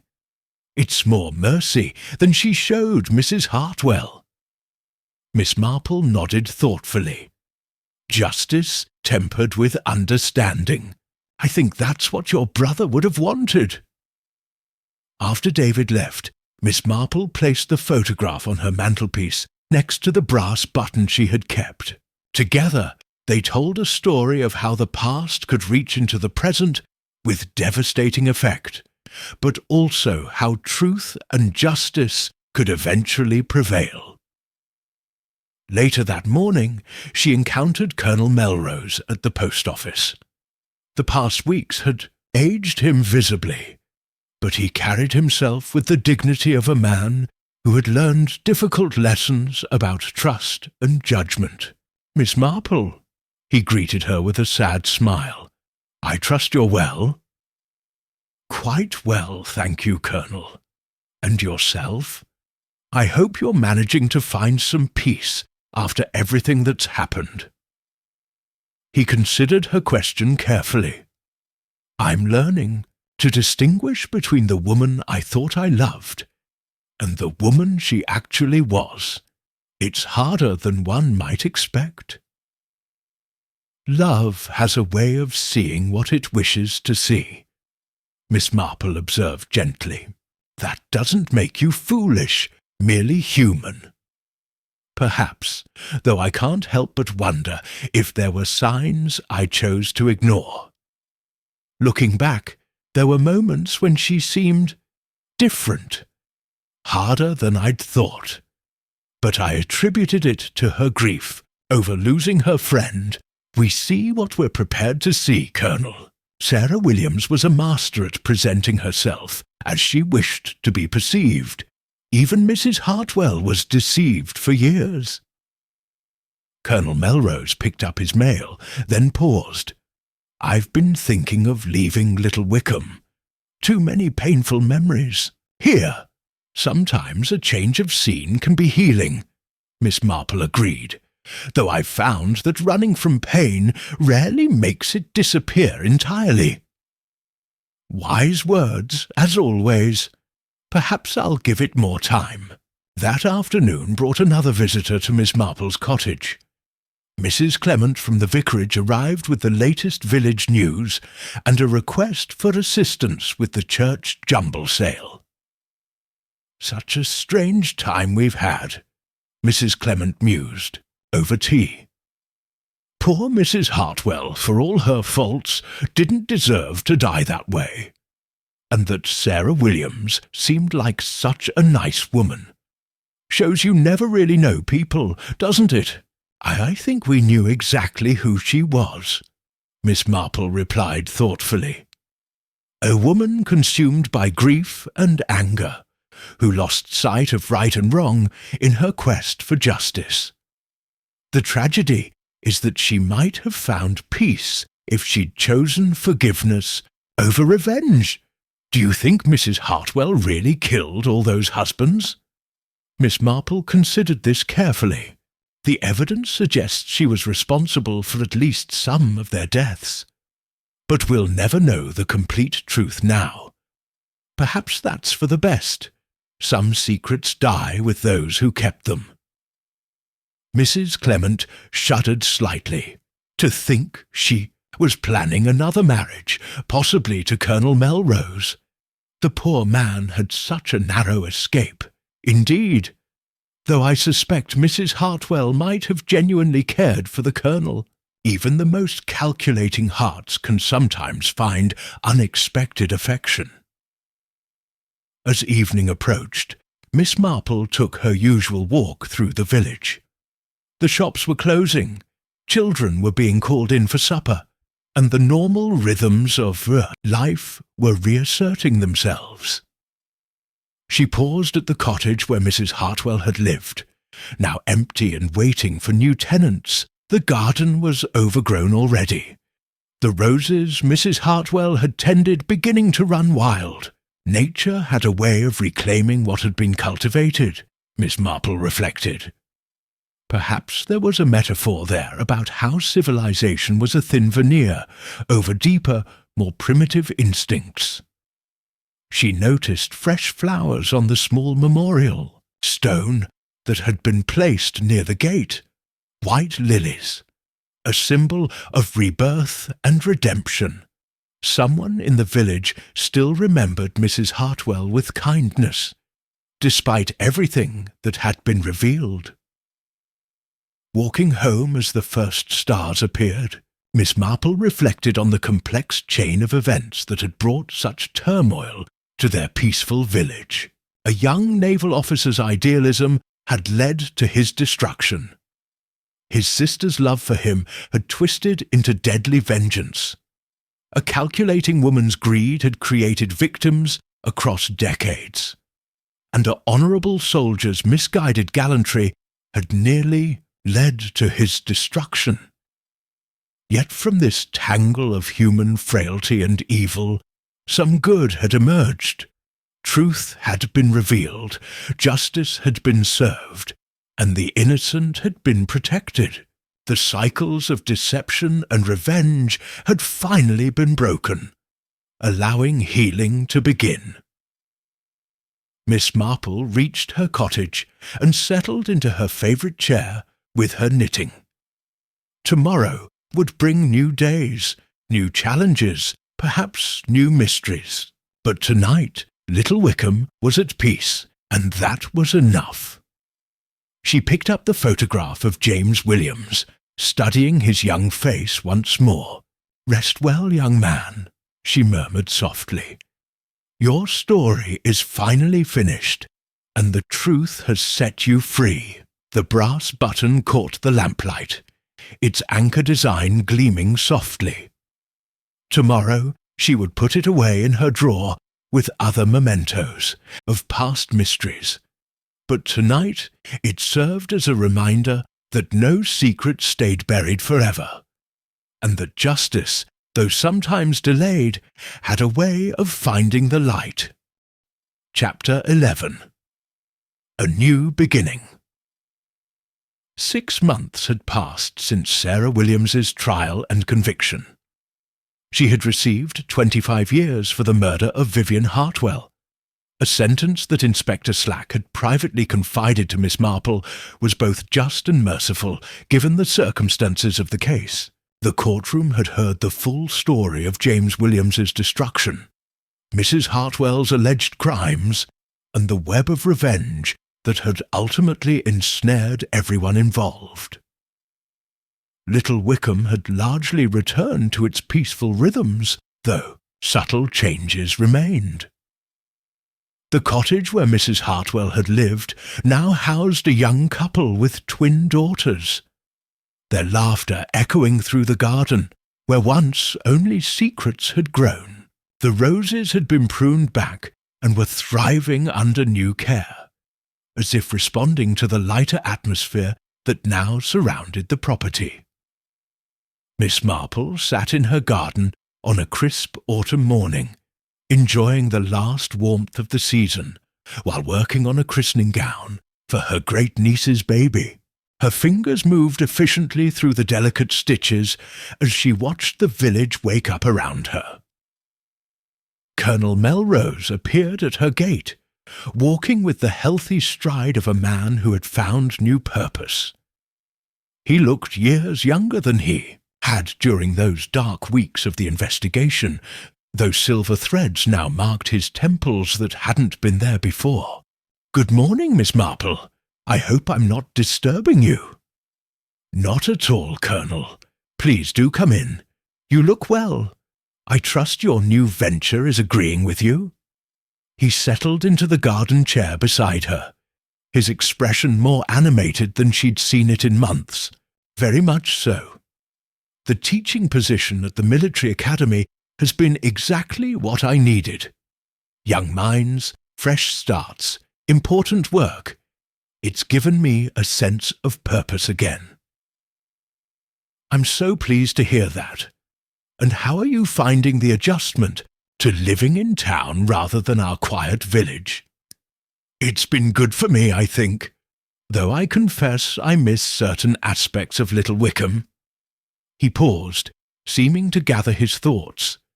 "Miss Marple, I wanted to thank you properly before too much more time passes. Your wisdom during that terrible period.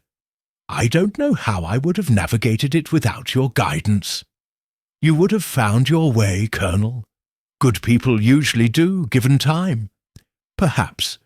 But I learned hard lessons about trust, about seeing what we wish to see rather than what's actually there.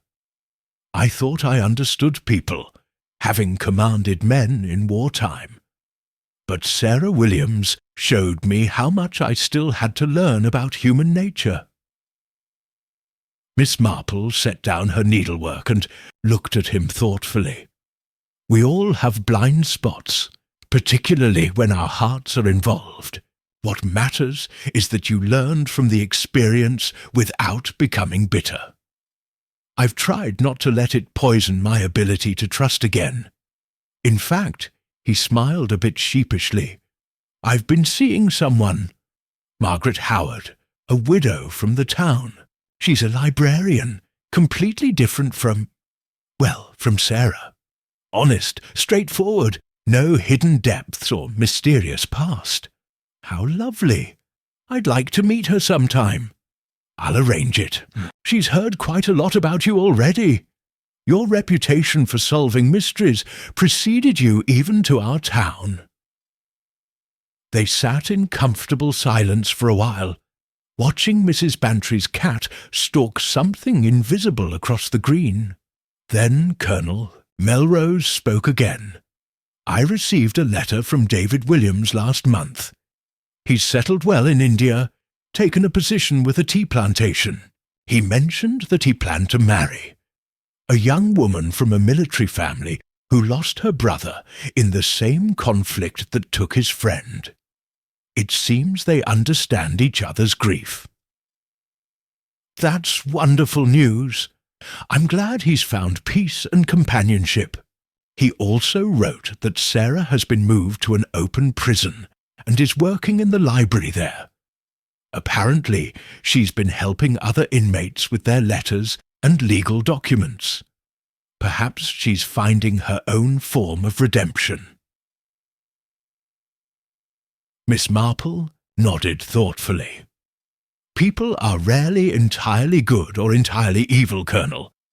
Sarah Williams was consumed by grief and the desire for justice, but that doesn't mean there was nothing redeemable in her character. I hope prison gives her the chance to find better ways to honor her brother's memory." A small commotion at the far end of the village caught their attention. Mrs. Price Ridley was engaged in animated conversation with the postman, no doubt extracting every bit of gossip available. Some things, Miss Marple reflected with amusement, never changed. I should probably be going, Colonel Melrose said, checking his watch. Margaret and I are driving to see the cathedral at Winchester this afternoon. But before I leave, I wanted to give you this. He handed her a small package wrapped in brown paper. Inside was a leather-bound book, a collection of poetry by naval officers. I thought you might appreciate it. There's a poem by James Williams in there. Apparently, he wrote poetry, as well as served his country. His brother had it published posthumously. Miss Marple opened the book carefully and found the poem. It was about hope persisting through darkness, about duty and honour outlasting death, about the importance of truth over comfort. She read it twice before looking up at Colonel Melrose. Thank you. This is a lovely gift. It's good to know that James Williams is remembered for more than just his tragic end. After Colonel Melrose left, Miss Marple continued reading the poetry collection. James Williams had indeed been talented, his verses revealing a sensitive soul behind the military bearing. She understood now why Sarah had loved him so fiercely, and why his destruction had driven her to such extremes. The telephone rang, interrupting her thoughts. It was Dr. Haydock checking on her health and sharing the latest village news. Someone had bought the old mill house and was converting it into a tea room. Mrs. Clement was organising a harvest festival. Young Tommy Baker had won a scholarship to grammar school, normal life continuing its course.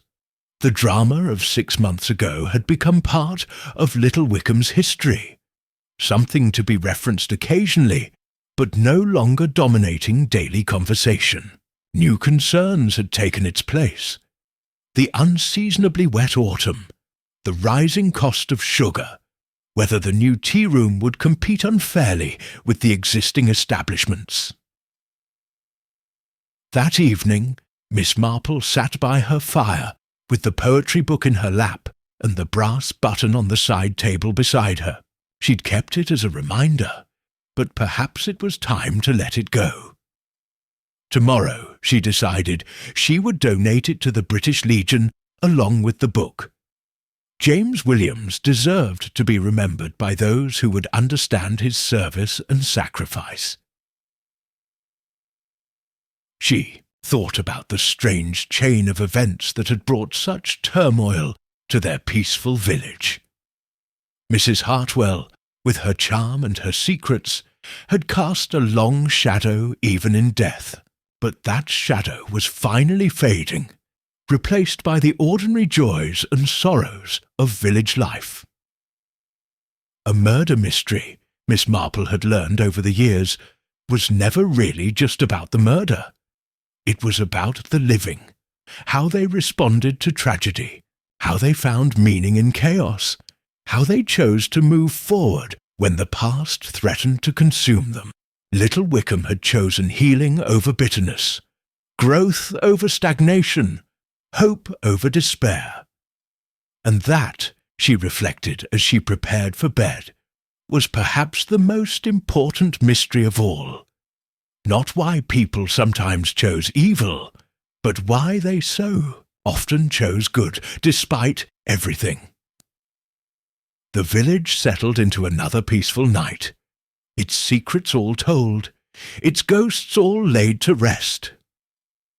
Miss Marple smiled as she turned off her light, already looking forward to whatever tomorrow might bring. Chapter 12. Reflections and Roses. 1 year had passed since the day of the rose show that had changed Little Wycombe forever. Miss Marple stood in her garden on a morning that seemed remarkably similar to that fateful day. Warm sunshine, the scent of roses heavy in the air, and the cheerful sounds of village life beginning another cycle. She had been invited to judge this year's rose show, an honour she'd accepted with her characteristic modesty. As she carefully cut several of her finest blooms for display, she couldn't help but remember how different things had been 12 months ago. The church hall looked exactly as it always had for the annual competition, with tables arranged to showcase the villagers' horticultural pride.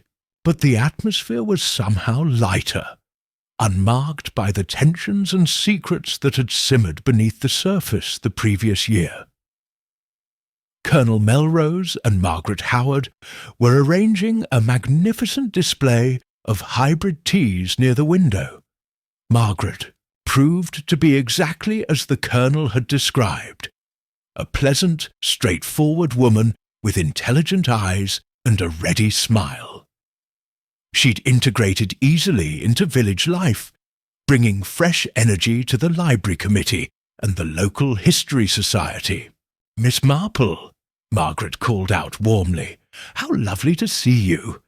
Robert has told me so much about your wisdom during difficult times." "How kind of him," Miss Marple replied, though she noticed with approval that Colonel Melrose looked genuinely happy in a way she hadn't seen before his troubles. "Your roses are beautiful. That particularly deep red one is exceptional." "That's Robert's pride and joy. Mr. Lincoln, he calls it. He's been nursing it along for 2 years now." The Colonel smiled with the pleasure of a man who had found simple joys again. Patience and proper care, that's all roses really need. Amazing how they flourish when given the right conditions. Miss Marple nodded, understanding there was more than gardening in his words. "Indeed, it's remarkable how resilient they are. Even after the harshest winters, they find a way to bloom again." As she moved through the hall, Miss Marple noticed other changes. The Hartwell cottage's new owners, the Thorntons, had brought a lovely arrangement of cottage garden roses, informal, cheerful blooms that seemed to reflect their young family's approach to life. Their twin daughters peered shyly around the display table, clearly more interested in the promise of ice cream later than in flowers. Mrs. Price Ridley and Mrs. Carmichael were still in attendance, of course. Their commentary now focused on comparative fertilizer techniques rather than mysterious deaths. Some gossip never died, Miss Marple reflected, but it evolved with the times. Dr. Haydock stopped by her table, looking far more relaxed than he had during the investigation. "Miss Marple, wonderful to see you wielding the judging clipboard this year. Much better than having you solve murders, though I suspect far less exciting for you. On the contrary, Doctor, I find great satisfaction in this peaceful kind of competition. Though I must say, I've received some interesting letters recently that you might find noteworthy." "Oh?" "One from Sarah Williams. She's been granted permission to take correspondence courses in horticulture. Apparently, she's helping design a therapeutic garden for the women's prison. She wrote that working with growing things has given her a different perspective on life and death." Dr. Haydock nodded thoughtfully. "Growth and healing often go hand in hand. Perhaps she's finding her own form of redemption through nurturing rather than destroying."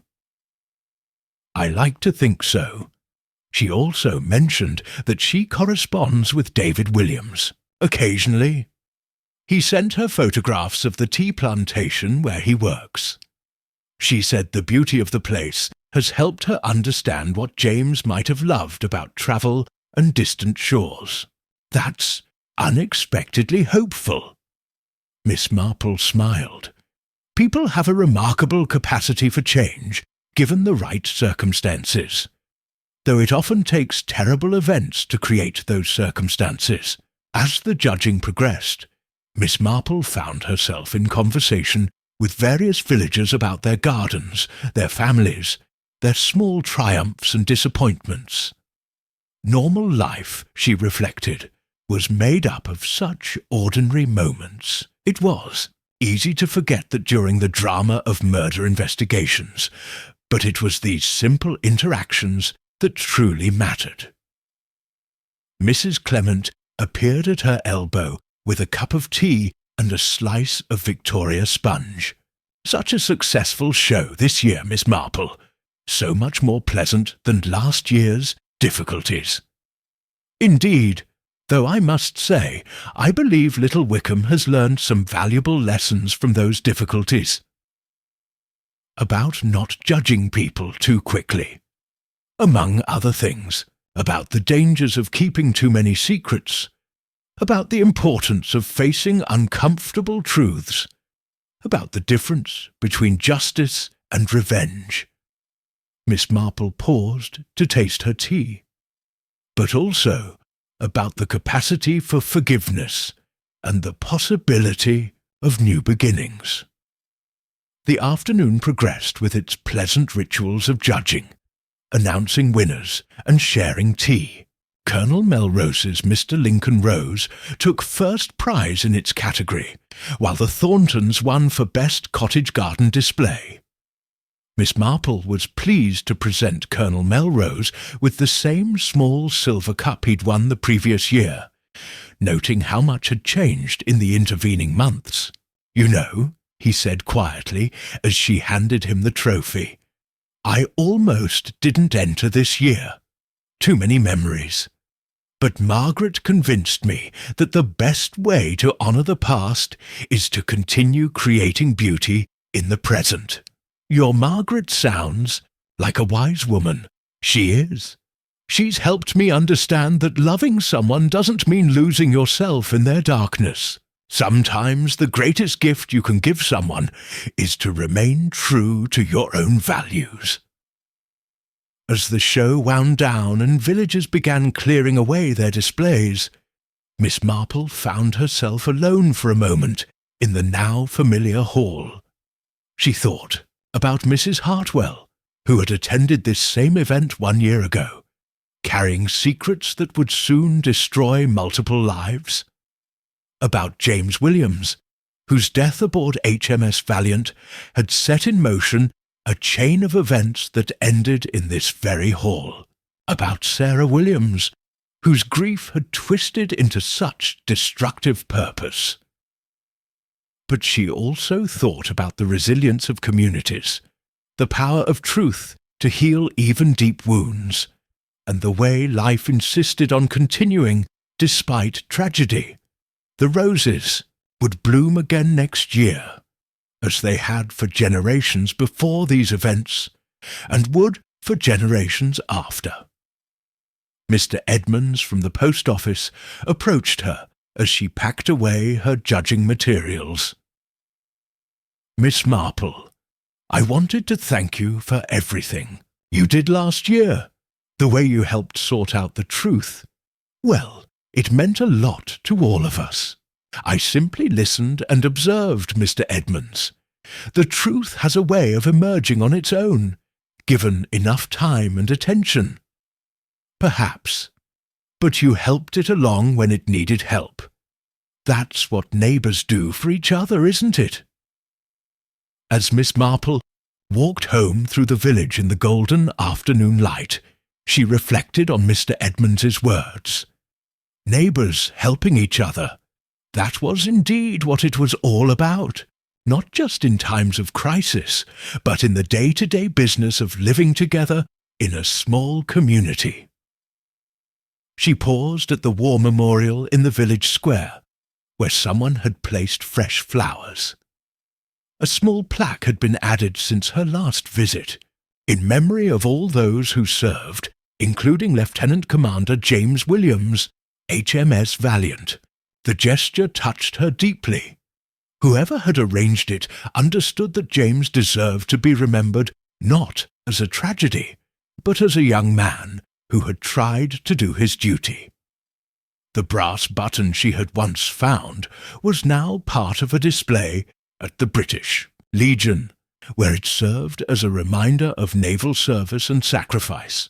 James Williams's poetry had been included in a local anthology of war verses, ensuring his words would outlive the circumstances of his death. As she reached her cottage, Miss Marple turned for one last look at the village.